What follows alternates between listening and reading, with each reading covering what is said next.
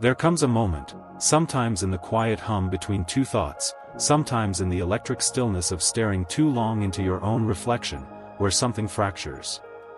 Not loudly, not dramatically, but subtly, like the silent crack of glass under pressure. You feel it. A strange dissociation. A disorienting sense that this world, this life, this story you've wrapped around your identity like a well-worn cloak, isn't quite real. Not false, exactly. But staged. Dimly lit. As if you're walking through a beautifully rendered illusion. A theater. A dream. Or perhaps, an afterlife. What if this isn't life at all? What if the struggle, the striving, the relentless ache to become someone or something, what if that compulsion is the echo of a truth you've long buried beneath layers of forgetfulness? What if, without realizing it, you've already died? It's a statement that claws at the foundations of sanity, isn't it? You've already died, this is the afterlife. A phrase that's both terrifying and oddly liberating. It implies that all the rules you thought were fixed might be nothing more than suggestions etched in sand. It whispers that this entire existence may not be what you think it is, and neither are you. Not merely a body, not just a mind, but a wandering awareness, a soul caught in the echo chambers of its own forgotten transcendence. But to approach this idea seriously, not as metaphor or aesthetic indulgence, requires a shedding of all default beliefs. It asks you to stand naked before the architecture of your own consciousness and ask, where am I, really? You see, death, as most of us conceive it, is a moment, a final gasp, a flatline, an absence of pulse. But what if death isn't an event at all? What if it's a crossing over so fluid, so absolute in its forgetting, that you didn't even notice it had happened? Like drifting from one lucid dream into another, and forgetting the gap between. Think about it, how often do you question the scaffolding of your memories? You woke up one day, a child in a body you didn't choose, in a world you didn't design, told by others how everything works. And you accepted it. You constructed a story. Gave yourself a name, a past, a series of goals to chase, fears to nurse, people to love or hate. But what if all of that is just the onboarding protocol for this place, this afterlife? The Tibetan Book of the Dead speaks of the bardo, a liminal realm after physical death, where consciousness, unmoored from form, drifts through visions and emotional landscapes shaped by its own karma, attachments, and illusions. The soul doesn't know it's dead. It reacts, it clings, it fears, it desires, until, perhaps, it awakens to what is actually happening. What if this world, your job, your family, your endless scrolling, your urgent ambition, your fatigue and hope and heartbreak, is your bardo? Not metaphorically. Literally. Every so-called coincidence. Every déjà vu. Every night you've looked at the stars and felt inexplicably homesick. Every time someone says something that pierces straight through you, like they're reminding you of something ancient you should never have forgotten. Those aren't random. Those are breadcrumbs. Signs. Echoes of a life you once lived before the veil dropped. Clues that you're not really alive in the way you think. You're remembering the afterlife too slowly. And yet, this isn't hell. Nor is it heaven. It's something else. A domain that mirrors your internal landscape with uncanny precision. If you're lost, the world becomes a maze. If you're fearful, it becomes a crucible. If you open your eyes, truly open them, it transforms into a mirror so pure it blinds you with your own forgotten light. Imagine you were a soul, a stream of awareness, who died. Perhaps suddenly. Perhaps in sleep. And upon crossing over, you didn't awaken to harps and angels or flames and judgment. You awakened here. In this reality. With no memory of dying. No comprehension that you're now navigating the terrain of a post-death dream. And because this place mimics Earth so convincingly, you assumed it was Earth. Just, life continuing. But the laws are slightly off, aren't they? You sense it. Time behaves oddly, sometimes accelerating, sometimes crawling. Emotions shape events more than reason does. Reality responds to intention and belief in ways that traditional science can't quite explain. Synchronicities stack up like dominoes. You think something and it shows up. You fear something and it materializes. You long for something and reality contorts to test that longing until you either evolve or collapse under the weight of your own unmet desire. This is not ordinary life. It is a spiritual mirror dimension, a fractal echo where your unprocessed self plays out in exaggerated clarity until you see. Until you remember. And remembering is the first step to awakening. You didn't bring your body here. You imagined it. Just as you imagined your past, your wounds, your limitations. But the game is not cruel, it's designed for realization. Each heartbreak, each failure, each ecstatic joy and moment of piercing beauty, they are guideposts. Portals. Cracks in the hologram. This afterlife is not a punishment. Nor is it a reward. It is a refinement. A spiral staircase, always turning inward, not upward. Its purpose is not to convince you of a deity, but to help you remember that you are divine. That you are the architect of this realm, every pain and miracle hand-painted by your forgotten self in an effort to wake you. So what happens when you finally remember? When you truly know that you are already dead, and this world is the canvas of your afterlife? That is the threshold we now stand before. And to cross it, we must explore. Deeply. Carefully. Daringly. For if you truly are already in the afterlife, then everything changes. The meaning of pain. The function of time. The shape of identity. The nature of choice. And perhaps most of all, the question of where you go from here. The hidden geometry of the forgotten afterlife. If this reality is the afterlife, and you, in some mysterious way, have already died, then the scaffolding of your everyday experience is not made of atoms and logic alone, but of memory and meaning. The core themes behind this forgotten death aren't simple plot points or moral lessons. They're more like gravitational wells of spiritual physics, pulling your soul into deeper realization through repetition, reflection, and paradox. And unless you recognize the nature of these invisible forces, you remain caught in the looping spiral of dreaming within a dream, waiting for something, anything, to jolt you awake. The first and perhaps most critical concept is forgetfulness as design, not accident. In most mythological systems, from the Lethe River in Greek mythology to the veils of Maya in Eastern thought, forgetting is not a flaw. It is the veil required for the soul to undergo true transformation. If you knew this world was an afterlife, you would behave differently. You might retreat, opt out, lose the urgency.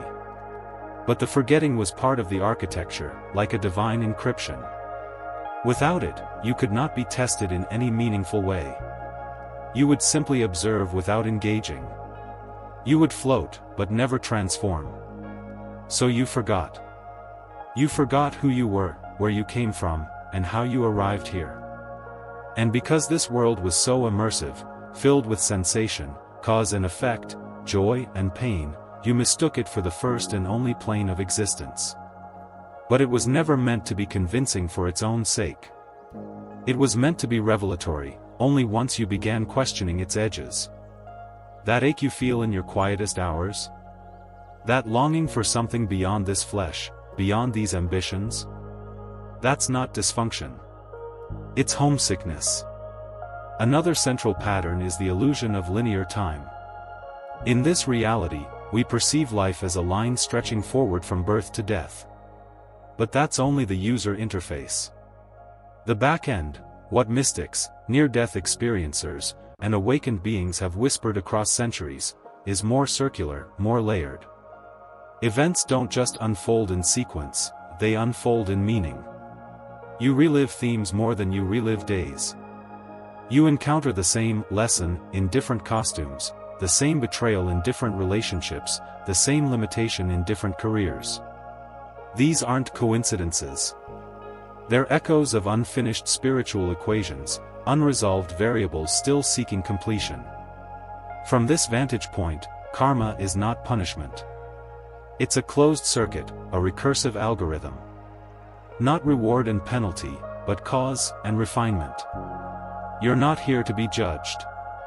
You're here to remember that you are the judge and the judged, the actor and the stage, the dreamer and the dreamed. The law that governs this world isn't morality, but reflection. The universe doesn't teach you through reward or punishment. It mirrors you, mercilessly, lovingly, with precision. Then there is the theme of identity as costume. In the afterlife as life framework, the you think you are, your name, profession, personality, traumas, preferences, is less of a core being and more of a temporary garment. A mask worn not to deceive, but to allow for specific experiences. Think of it like choosing a character in a video game. You pick a role not because it defines you, but because it offers the right terrain for your soul's exploration. If you've chosen a life of hardship, it isn't because you're cursed, it's because your soul believed that resistance would sharpen the blade of your awareness. So much suffering arises when we over-identify with the costume. We confuse the mask for the face. But the moment you begin to detach, even slightly, from that narrative, you start to hear something deeper. A voice beneath the noise. A presence that doesn't react, doesn't flinch. That is you, the real you, watching the performance through the glass of incarnation. Silent. Ancient. Timeless. Another key structure of this realm is synchronicity as communication. Once you accept the possibility that this is the afterlife, you begin to reinterpret the glitches. Those coincidences that stack up, the uncanny timing of certain people appearing, the symbols that follow you from dream to waking, the sense that reality is nudging you with invisible fingers. These are not bugs in the simulation, they're messages. The system is interactive. It is alive. It adapts to your awareness like a lucid dream that shifts the moment you realize you're dreaming. And it gets stranger. As you lean into this truth, reality begins to behave differently. Your thoughts ripple outward with noticeable effect. Time becomes more fluid. The boundary between your inner world and outer world dissolves slightly, revealing their unity. The more you recognize the afterlife, the more the afterlife recognizes you, until the veil begins to thin. Yet perhaps the most haunting and beautiful theme is the non-finality of death itself. If you are in the afterlife, it means there are layers beyond this one as well. This realm may be a hallway between dimensions, a liminal zone for souls still learning to walk upright in truth. Some traditions call it the astral plane, others the dream time, others simply the middle. But its temporality remains. This is not a destination, but a transit station. You are here because you have not yet remembered fully who you are. And that's not shameful, it's sacred. This realm is both a test and a gift. The pain is not here to break you, but to clarify you. The joys are not to distract you, but to illuminate what is still worth loving even when you forget everything else. This world, with all its agony and ecstasy, is a chrysalis. Not the womb, not the grave, but the in-between. The cocoon before true flight. When viewed through this lens, even suffering takes on a different hue. You are not being punished, you are being reflected. Your fears, your attachments, your shadows, they rise here with such intensity not because this is hell, but because this is a mirror. And until you realize you are no longer bound by the old laws of the physical world, you'll mistake that mirror for a prison. But the bars are made of smoke. The walls are just dreams. This is not a sentence. It's a whisper. An invitation. A strange realm where what you believe becomes the floor you walk on and the sky above your head. And only when you begin to question the architecture of the illusion do you begin to shape it. That is the purpose of this place. Not to live, not to die, but to remember. Dreams within dreams, mirrors within mirrors. In a realm such as this, an afterlife concealed within the garments of ordinary life, truth rarely reveals itself plainly. Instead, it arrives disguised as metaphor, woven into myth, reflected in strange dreams and déjà vu. Symbolic narratives become the only language capable of reaching a consciousness that has forgotten itself. They're the secret passages, the riddles hidden within the stone, the glyphs etched in the walls of the soul. To understand the afterlife you're already in, you must learn to see through story, not just the ones you're told, but the ones you live. Let us begin with the story of the sleeper in the mirror. Once, in a realm not unlike this one, there was a soul who awoke in a house with no memory of how they arrived. The house was strange, not menacing, just unfamiliar. Rooms shifted when the soul wasn't looking. Hallways led to different places each time they were crossed. And in the center of the house, in a chamber without windows, there stood a tall mirror. The soul, curious, approached it. But when they gazed into the mirror, they saw not their face, but 1,000 other faces, some familiar, some alien. The faces moved as one, whispering truths the soul could not decipher. The soul turned away in fear, returning to the shifting corridors, looking for a door, an escape, a purpose.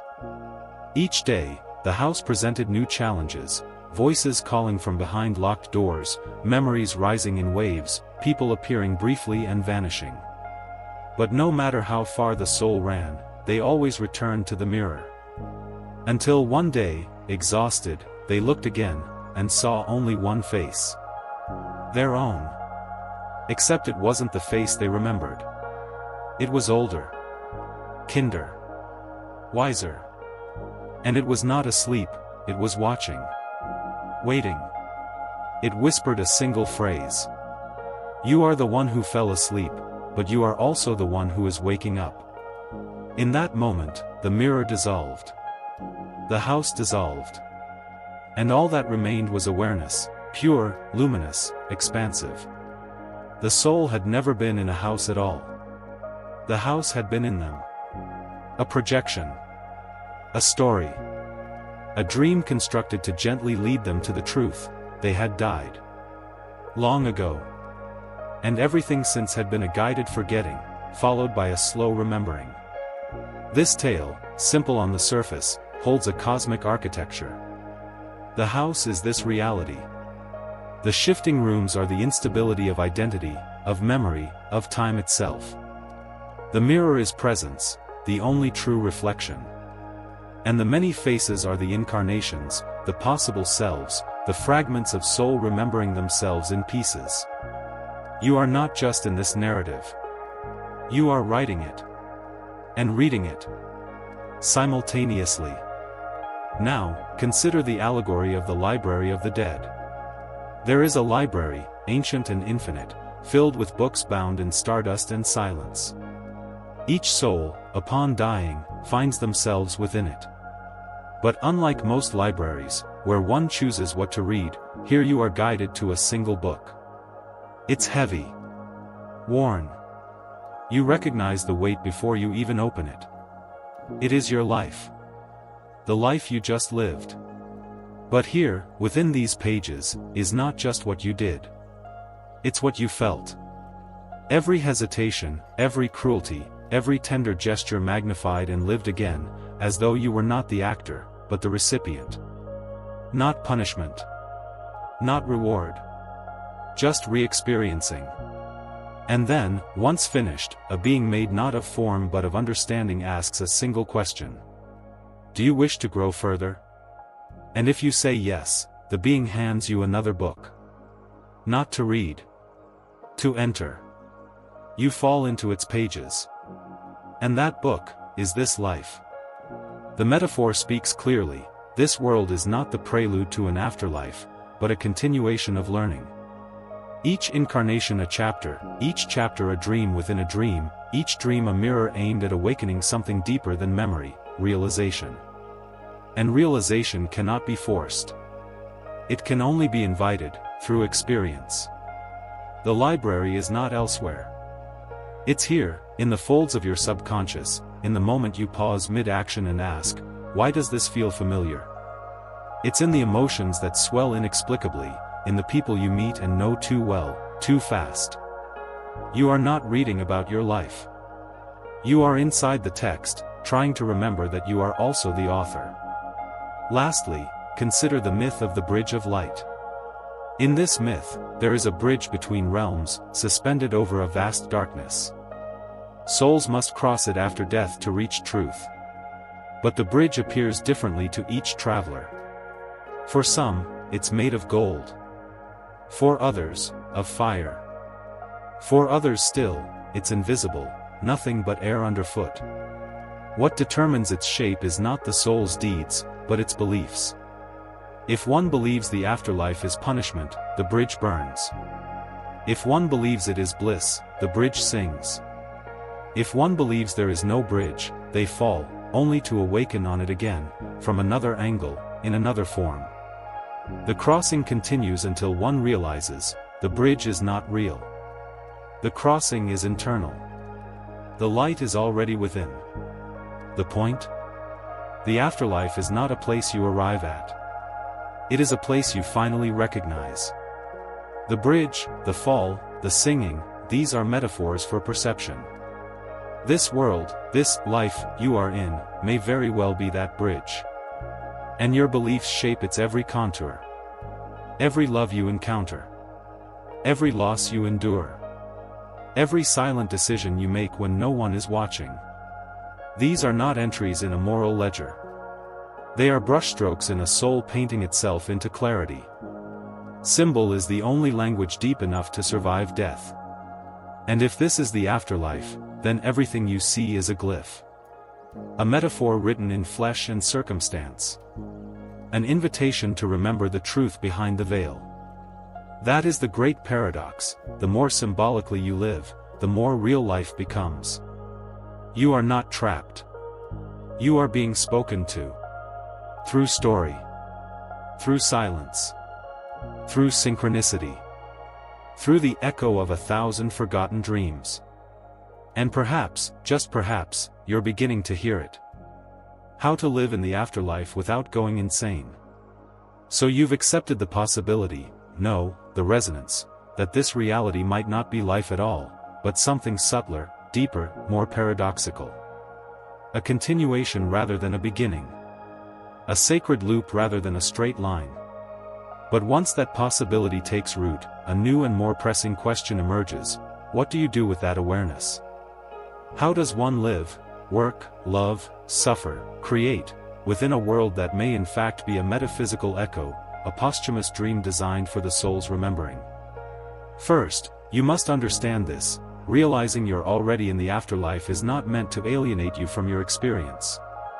It's meant to resacralize it.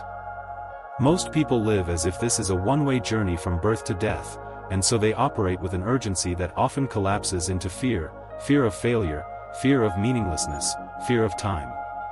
But when you know you've already died, when you feel it in your bones like a myth that's more familiar than fact, something astonishing happens: the urgency softens.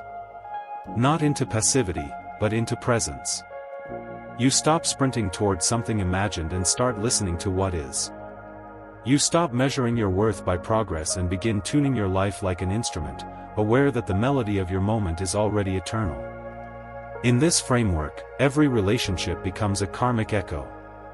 That coworker you resent irrationally, that stranger you feel instant kinship with, the partner who both awakens and challenges you, these are not random intersections. They are players cast into your narrative by a deeper intelligence, your own. Not in some strict, predestined sense, but in a soul-designed tapestry woven from patterns you began long before you arrived here. The people in your life are often fragments of your unfinished stories, reappearing so you may finish the song or finally lay it to rest. And this realization transforms your choices. You begin to see how every act is a sacred negotiation with the self. Not a transaction in a moral economy, but a gesture of creative will. If this is the afterlife, then your reality bends more than you've been told. Your beliefs, intentions, even your attention, they have force. They sculpt the texture of your experience. Which means every day is an act of ritual magic whether you recognize it or not. Imagine waking up and remembering, I am already dead. This is not the world of survival. This is the world of reflection. With that thought alone, everything shifts. Your suffering stops being punishment, it becomes data. Your triggers become trailheads. Your impulses become questions. You no longer seek to escape discomfort, but to inquire into its origin, knowing that it reflects something unintegrated within your soul's field. A difficult boss, for example, becomes a mirror for your own powerlessness or a buried parental echo. Financial struggle stops being a cosmic unfairness and becomes a symbolic lesson in value, boundary, or trust. Anxiety is no longer just a disorder, but an inner compass spinning wildly because your internal GPS is still tuned to the coordinates of a life that ended long ago. And through this shift, your language evolves. You stop saying things like, "I have to," and start saying, "I'm choosing to." You stop defining success as conquest and begin seeing it as coherence, the degree to which your outer world mirrors your inner clarity. You stop blaming others for your reality and begin listening to what your reality is trying to say. The afterlife, when misinterpreted, can breed nihilism. If I'm already dead, then why try? But this is not a dead world, it is an alive mirror. The point is not to stop caring. The point is to begin caring from a deeper place. Your purpose is no longer about building a monument that will outlast time. It's about remembering why you started dreaming at all. What was the essence of you, before this dream? What story did your soul hunger to express before forgetting itself? And in this orientation, your work changes. It's no longer just about status or income, it becomes your temple. Your sacred sandbox. You begin to ask, what frequencies am I weaving into the world? You stop clocking in just to survive and start creating as a way of embodying truth. Even the most mundane actions, writing an email, sweeping a floor, speaking to a stranger, become part of the liturgy of awakening. Love deepens too. You stop seeking a partner to complete you and start recognizing lovers as echoes of your soul's most pressing inquiries. You begin to relate less from hunger and more from resonance. When arguments arise, you look for the lesson, not just the wound. You ask, what is this moment trying to integrate in me? And in that asking, intimacy becomes a portal, not just to connection, but to remembrance. And what of death, the supposed ending? It loses its sting. If you are already in the afterlife, then physical death is simply the shedding of another veil. You stop fearing its arrival and start preparing for it, not by hoarding safety or legacy, but by tending the soul. You ask yourself daily, am I aligned? Am I aware? Am I choosing deliberately, or simply reacting? You do not become perfect, you become present. And in that presence, peace begins to grow like a flame that needs no fuel. Even pain is transfigured. In this afterlife, pain is not just something to be anesthetized, it is a teacher that knocks louder when ignored. When you stop seeing it as an interruption and start hearing it as a voice, a hidden intelligence awakens. You begin to feel gratitude even in suffering, not masochism, not passivity, but reverence for the depth it reveals in you. Every scar becomes a stargate. Every crack, an opening for the infinite to speak. And then, the strange gifts emerge. You begin to dream more vividly. You start to intuit things before they happen. You speak, and the world answers. You get signs not because they suddenly appeared, but because you finally started listening. Life becomes more interactive, more poetic. The veil thins, not through some magical ritual, but through 1,000 small recognitions that this world is already magic. It always has been. You do not escape life. You enter it more fully. You don't float away into abstraction. You descend into presence. The deeper you remember that you're already dead, the more vibrantly, wildly, honestly you begin to live. Not as a survivalist in a hostile world, but as a soul sculptor in a realm of reflection and symbol. You are not here to win this game. You are here to wake up within it. The veil is paper thin, tear it with your eyes open. Now that we've wandered together through the spiraling corridors of memory, symbol, and cosmic implication, now that the mirrors have begun to shimmer with subtle hints of recognition, there's only one truth left to speak plainly. You are not waiting to die. You already have. This is what comes after. And yet, paradoxically, it is also what comes before the next great remembering. This is not the end, nor even a resting place. It is a forge. A lucid dream embedded with lessons so precise and so personal that they were etched by none other than your own eternal hands. The veil you once thought was wrapped around death. It's not a wall. It's a window, one way only until you realize you're the one who put the glass there. Think back to the quietest moments of your life. The flashes of déjà vu so intense they made your spine sing. The uncanny timing of events that felt too orchestrated to be mere chance. The way some people arrive into your life like characters returning in a play you forgot you were acting in. The dreams that haunted you long after you woke. The ancient ache that rises sometimes when you stare at the moon or listen to music that feels older than memory. These are not sentimental anomalies.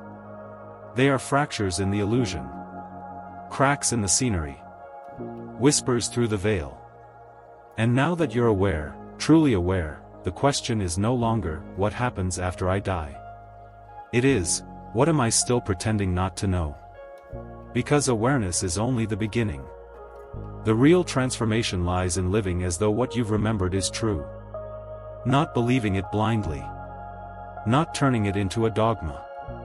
But testing it, through presence, through courage, through curiosity. When you walk through life as though it is the afterlife, everything changes. You stop seeking salvation and begin creating integration. You stop avoiding pain and start asking what it's revealing. You stop rushing and begin listening to the rhythms under reality's skin. The you who reads these words now, is not the same self who woke up this morning. Because now a seed has been planted. And it cannot be unplanted. It may take days, months, lifetimes to bloom fully, but you will never again be able to completely unknow what you have begun to feel again. That strange pull. That sacred dissonance.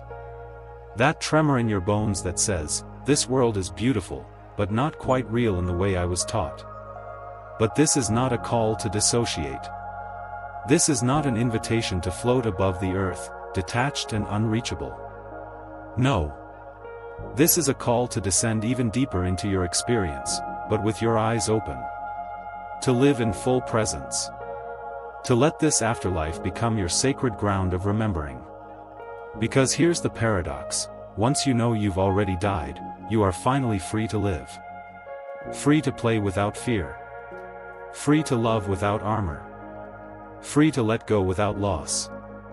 Free to create not for validation, but because creation itself is a form of remembering your divine authorship. The point was never to escape this place. The point was to awaken within it. Like a lucid dreamer who suddenly realizes they can fly, you begin to walk through your life differently. Not recklessly, not arrogantly, but with reverence. Because now you see it, every moment is a classroom. Every choice, a soul-sculpting act.